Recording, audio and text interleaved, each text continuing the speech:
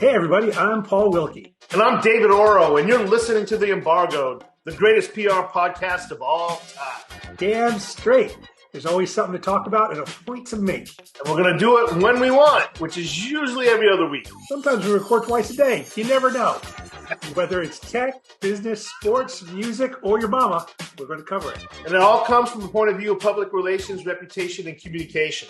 We're all about punching stodgy PR in the face. That's right. So sit back, strap in, and let's get it on.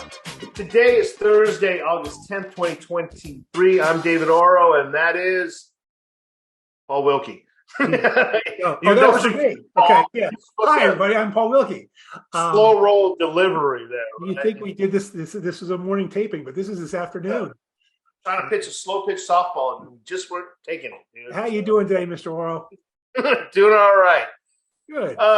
Listen, we've been talking a lot about a lot of stuff on this show. Like we've griped at the PR industry. We've punched big agencies in the face. We've earlier this morning we recorded a show about a journalist hating on PR people and what's doing that. And then we've talked about journalists that we hate and stuff like that. But and then we've talked about the practice PR. But one of the things I don't think we've covered too much is career evolution.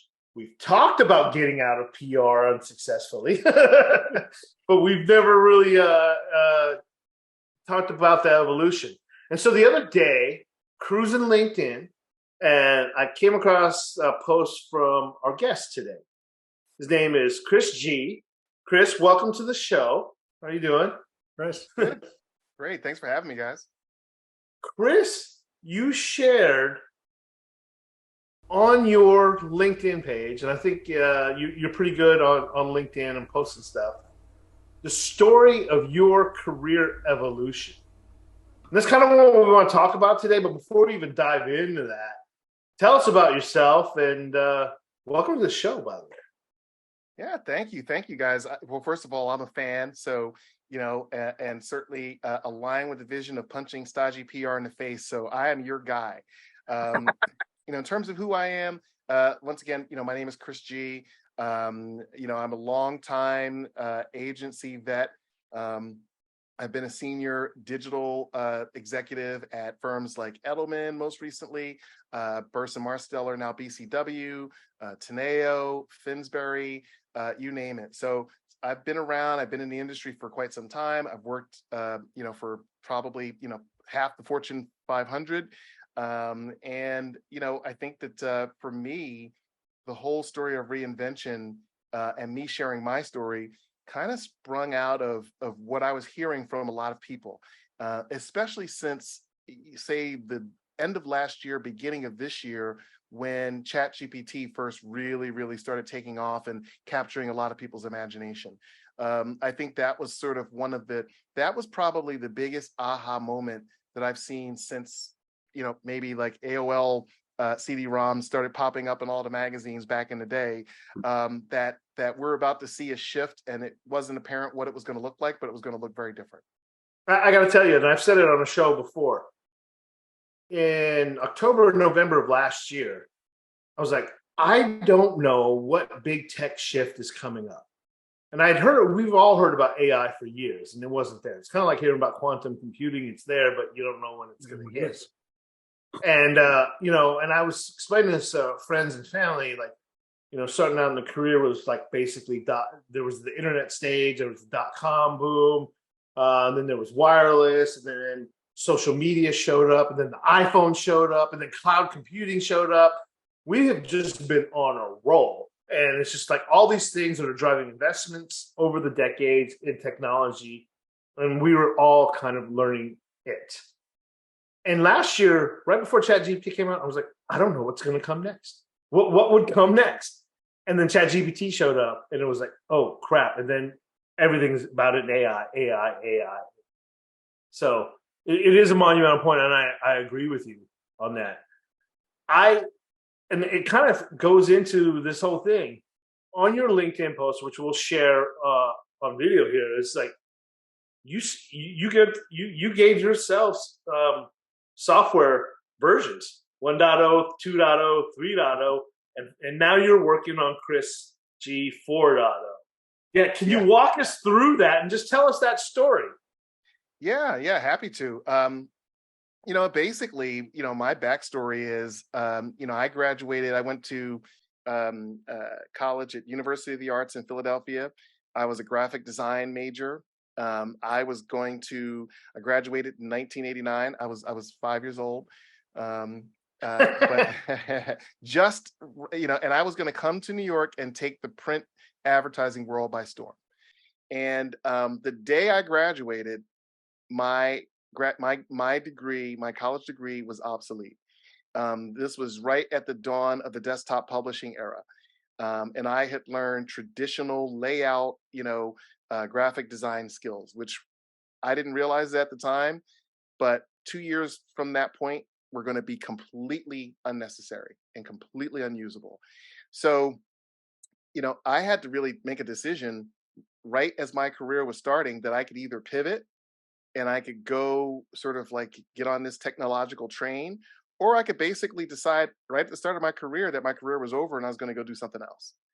I lied on my first job application. I said that I knew how to use the computer to do layout and design.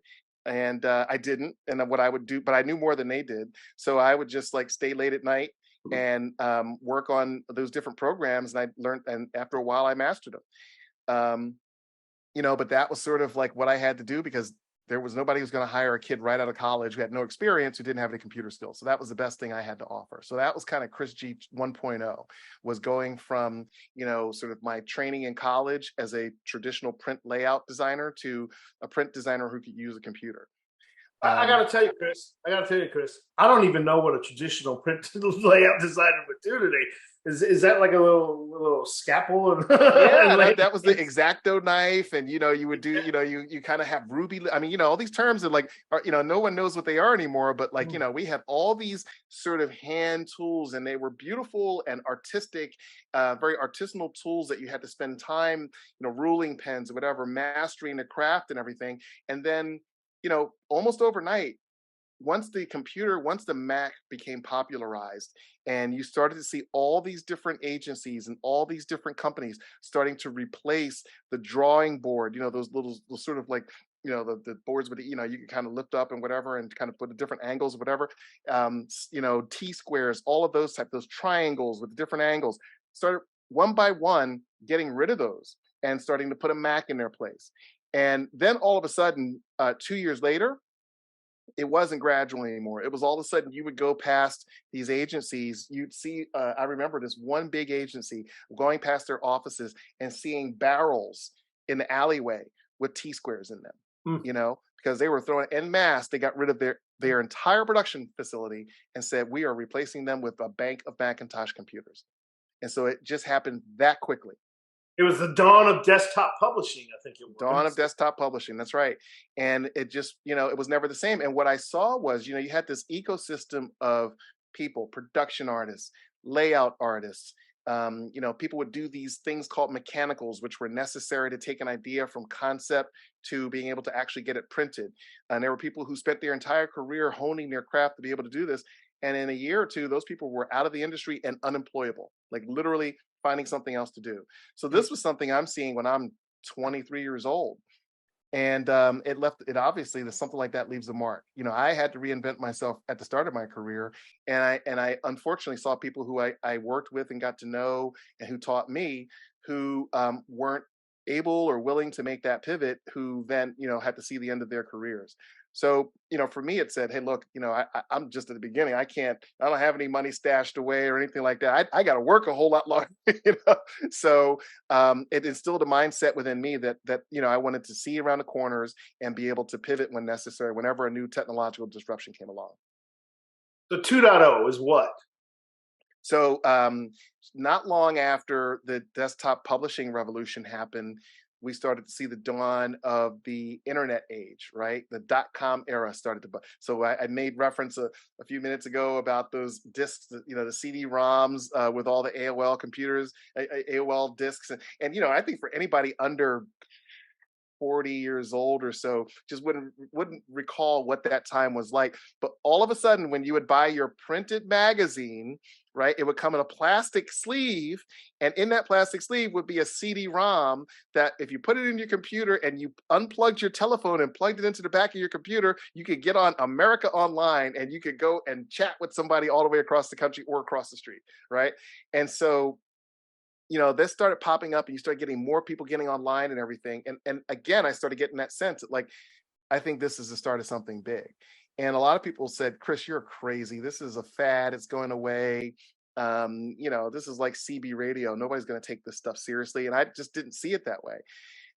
So I said, okay, you know what? And then over time, you started to see this industry pop up of web designers. At first they called them HTML designers, but then eventually they started calling them web designers. And the beginning of that was people designing on CD-ROMs because the internet bandwidth wasn't big enough. But eventually, they needed people to start designing these interfaces and information systems online. And I said, you know what? I want to do that. And so I went and interviewed for a few positions as a web designer, and they wouldn't even look at me. They said, dude, you're a print designer. You don't know how to use this web stuff. And they were right. But I said, all right, well, I'm going to teach myself. So similar type of thing like I did at the very beginning, of my career, I basically would spend every Saturday at Barnes & Noble. I would gobble every single web design book I could find, every single HTML book I could get my hands on. And I would stay late because I didn't have a computer at home at the time.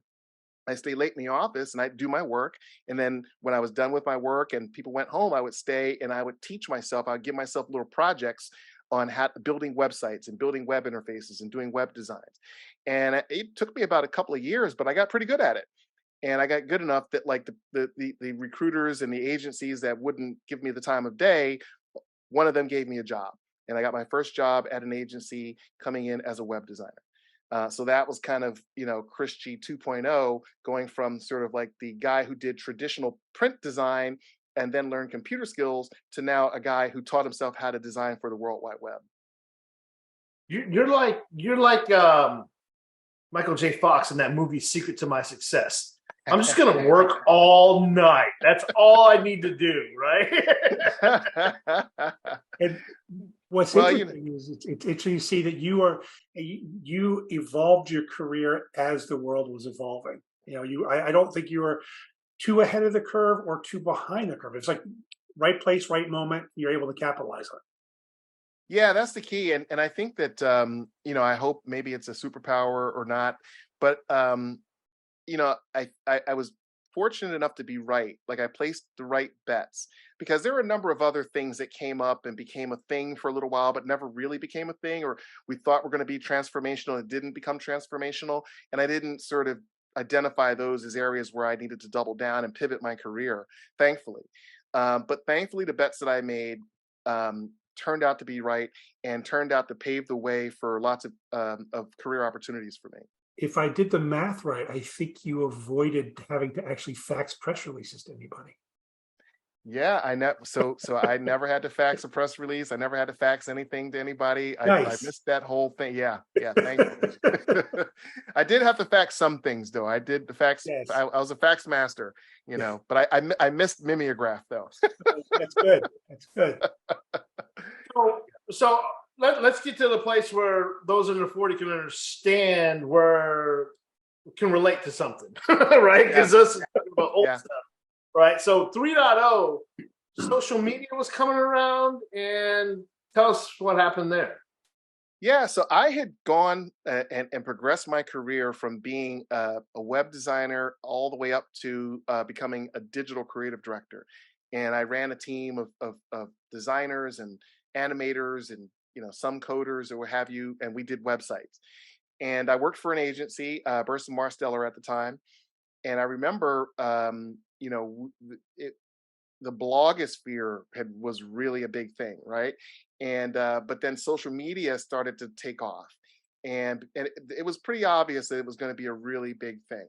And we weren't really well positioned. There were other agencies that we were competing with who had brought bloggers on and built out capabilities and everything, and we just weren't there yet. And I remember one time we had this big new business pitch. And I saw the slide come up with all the people on our side who were in the room. And with my picture underneath it, it said head of social media strategy. So I leaned over, said to my boss, I was like, I'm not head of social media strategy. And she said, you are today. So, I acquitted myself well. And then the next thing you know, I got promoted and they said, we want you to focus on social and digital strategy. So I kind of, that became the sort of 3.0 version of Chris G, where I sort of transitioned from sort of like doing web designs and being a web designer and ultimately a creative director, having a team of people who did web designs, to now focusing on something that for me was a lot more nebulous, which was social media strategy. Because we weren't really building a thing. You weren't going to walk away with a website or a web app or something like that. It was like, okay, well, we're going to help you create content online. So it took a little while to get my head wrapped around it, but it was obvious that there was an opportunity there. And I thought that, hey, look, this is a budding area. And, for me, I always think there's opportunity when there's something new that's brand new for everybody. It's like, all right, well, we're all at the starting gate. Nobody else is more of an expert than me. Maybe they might be 3 or 4 months ahead of me, but that's about it. So from that perspective, I always see opportunity in that type of chaos. And that chaos today is what we were talking about at the top earlier, or before this call, I can't remember, but this AI revolution, right, in this generation. And I think, Chris, you're in between opportunities right now, is what I understand. Yeah, I'm no longer at Edelman. I'm doing some consulting and looking at some other opportunities. But one of the things that I'm doing on the consulting front is, I've spent a good portion of the past 8-10 years or so with different agencies I've worked for, where I've counseled Fortune 500 executives and leaders on how to build out their personal brand on social media and do thought leadership. And so I'm working with a couple of executives on a consulting basis now. And one of the things that I'm really trying to do and focus on is how to marry AI with thought leadership, right? And how to take AI tools to be able to help you to be able to come up with ideas faster, to create content more quickly, to be more efficient in that process. And you guys are content creators. You run a podcast and a number of other things, so you understand. Like, it's time consuming, and it's time consuming to do it well. And for every podcast like this, there's a lot of production, there's a lot of writing, there's a lot of things that go into it, and those things slow down the process. And sometimes when you get stuck, being unable to kind of get unstuck hinders that process and causes a lot of people to give up. I've seen that happen with a lot of executives I've worked with on the thought leadership front. So, I'm working with a number of tools, ostensibly to help people get past that point and help them to also kind of like create content on a more consistent basis. And so we'll see where that goes. And I think one of the things that you're doing is something that, David and I talk about a lot. And I think if you're in PR right now and you're not stepping back and sort of saying, okay, what's next?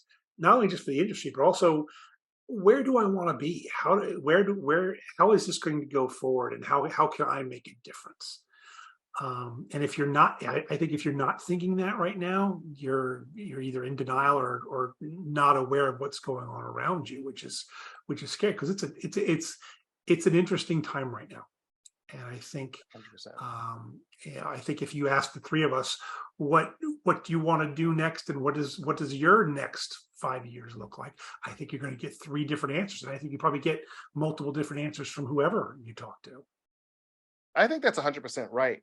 And, I can say that the conversation, so look, we all know this, right? There are a couple different types of conversations happening in corporate boardrooms in corporate America right now. One of those conversations is more what I people are calling responsible AI, which is centered around how can we use AI and other types of technologies to help people be more efficient, to give them more of their day back, to help us supercharge our systems and processes and innovations, et cetera. And there's another conversation in boardrooms where they're saying, how can we use AI to get rid of half of our costs being people, right? How can we, and we've seen it, and sadly, when you talk about PR, we've seen it in how many newsrooms, right? Yeah. Right. Most recently, the New York Times got rid of their sports, their sports bureau. They had a bunch of layoffs before that. ESPN had a whole bunch of layoffs, and all of these are not due to AI.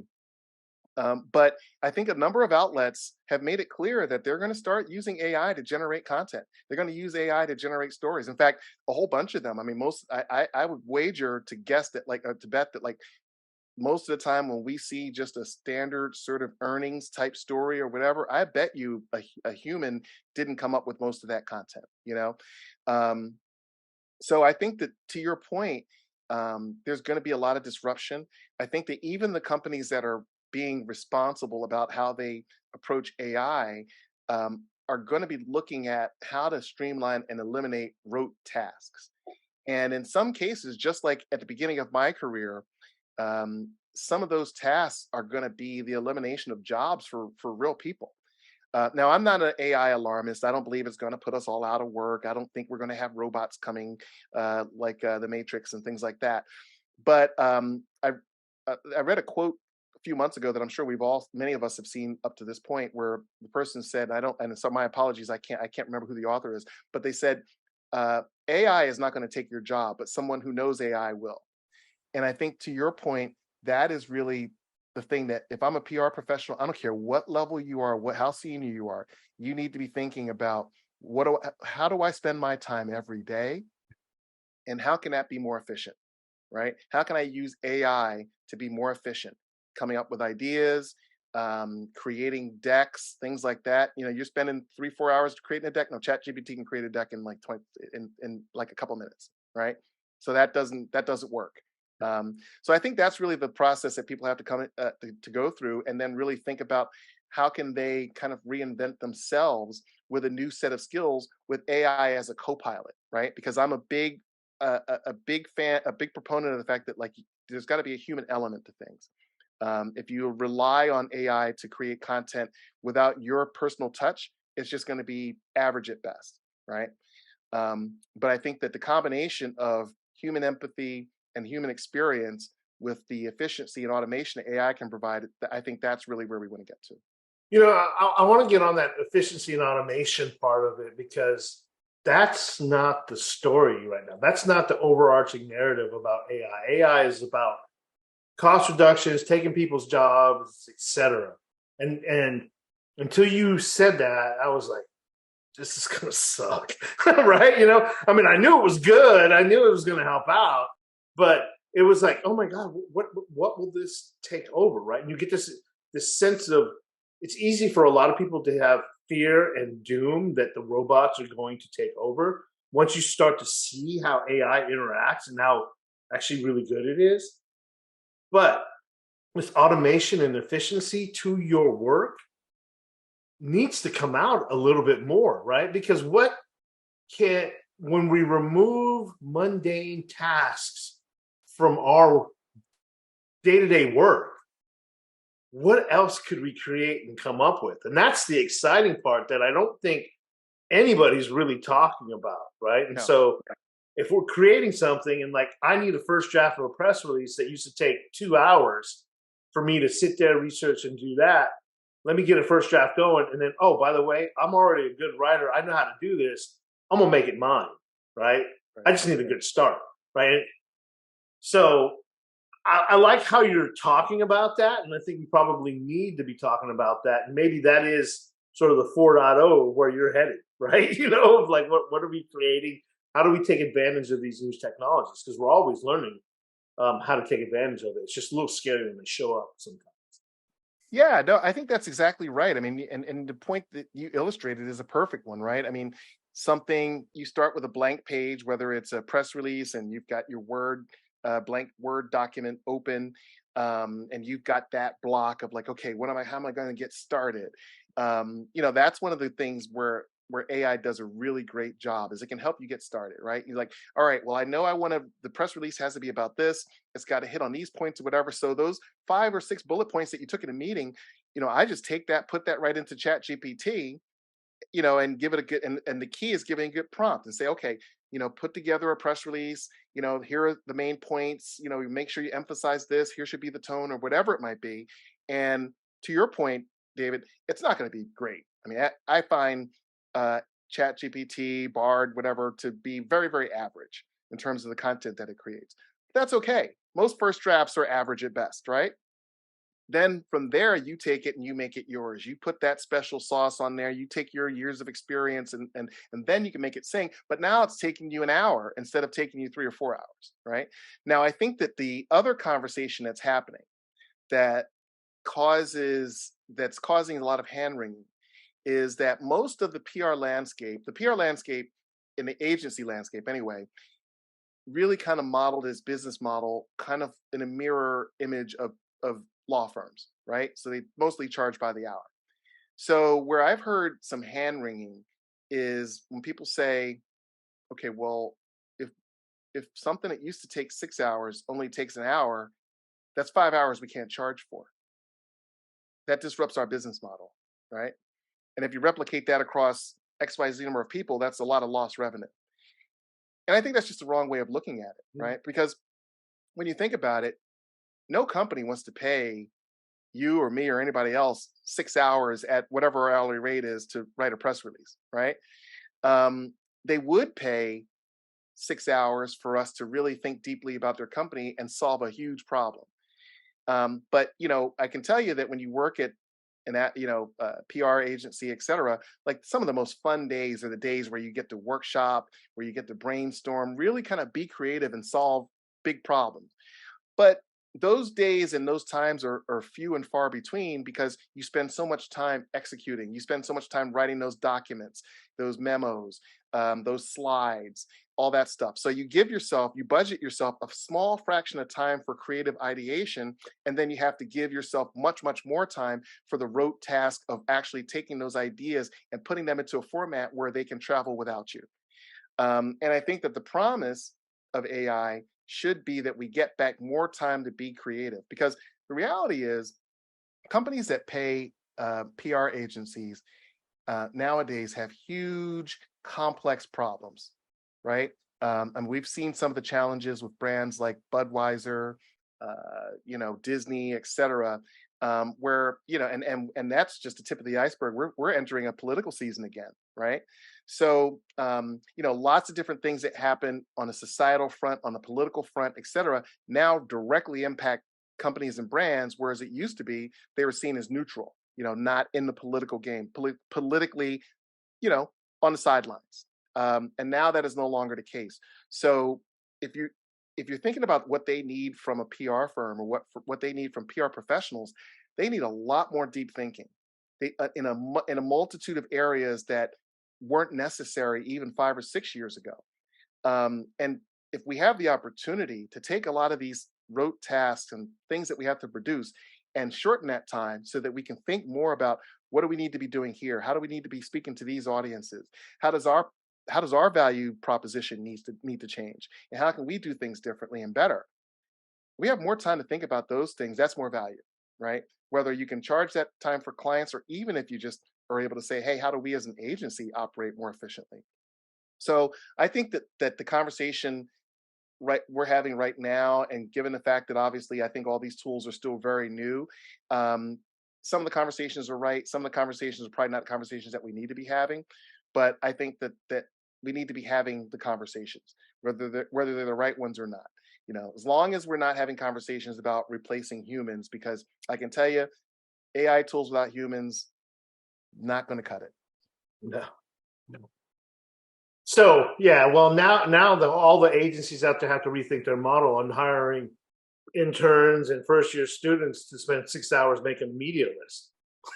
Big money, man. That's big money. Media monitoring too.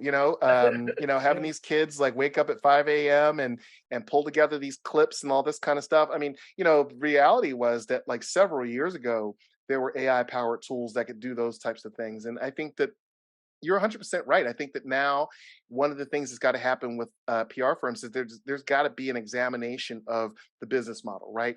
There's nothing wrong with hourly billing, but do we need to do it for every single task, right? Maybe there's a certain value attached to your point to a media list, right? Maybe it's a product. And we say, you know what, it's not about how long it took me to create it, but what's the value to you for it? So whether it took me a half an hour or not, doesn't matter. You're still going to pay me X for it, right? And one of the things that's always been a flaw of the hourly model was that like I could sit in my office from 10 a.m. to 11 a.m. And I could, with my team, come up with a groundbreaking idea that is transformational for one of our clients, right? And then from 12 to 1, I could spend an hour with a few members of my team just editing a Word document, right? And we charge the same for that hour, right?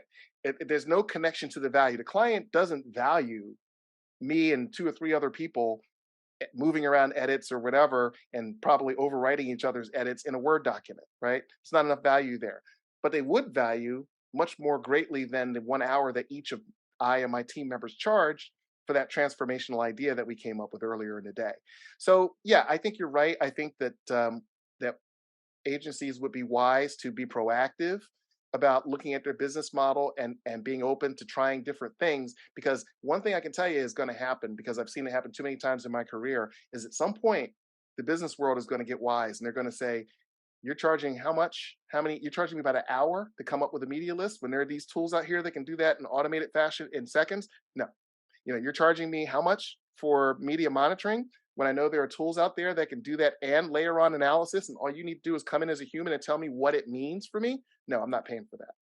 So it's better to get ahead of that and to have that conversation and go to the business world first and say, hey, here's our new model and how we're pricing things, than have to be on the back foot and turn things around quickly. What does the transition from Christie 4.0 to 5.0 look like?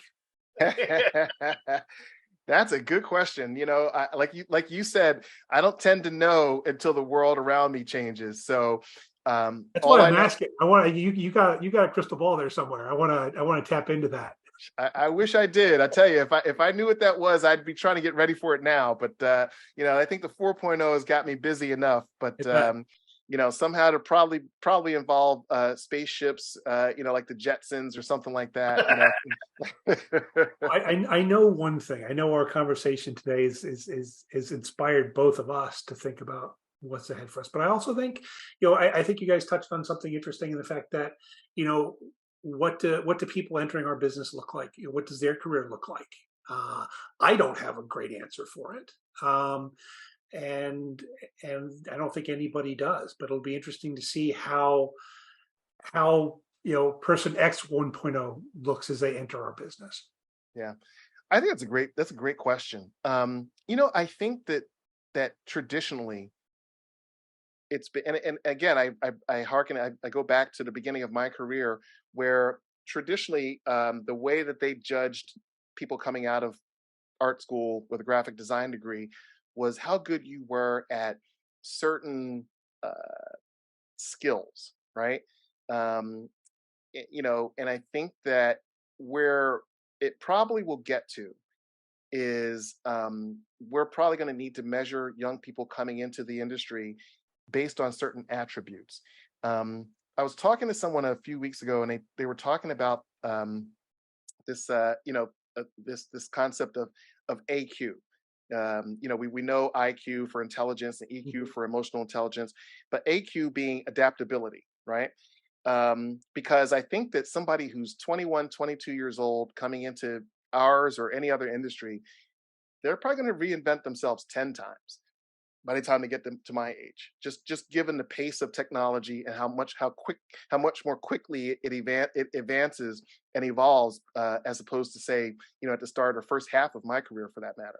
So, I would imagine that they're probably smart companies are going to be looking at and measuring certain, not necessarily physical abilities, but sort of emotional, and adaptability types of skills, to say, how can this person function in a certain environment? How adaptable are they? How creative are they? Right? Because AI is not creative. So how creative are you? If you can take your human creativity and layer it on top of all the things that AI can do from an efficiency and look back and all that kind of thing, then you've got a winner. So if I were sort of mapping that type of thing out, those are the type of things I would say that people coming into the industry, now and over the next 5 years need to have to be able to say, 20, 25, 30 years from now, they're still going to have a thriving career. Yeah, it really is. I think if we learn anything from you, it's about adaptability and willing to continue to keep learning. right? Because the world's always changing. And you laid it out perfectly on your LinkedIn post and in the conversation that we had today. Chris, thank you for being here today. Let us know when you get to that 5.0 or 4.1 so me and Paul can get right behind you. Follow along what's going on. I'll get right on that. Appreciate it. Nice talking to you today, Chris. Yeah, thanks for having me, guys. Anytime.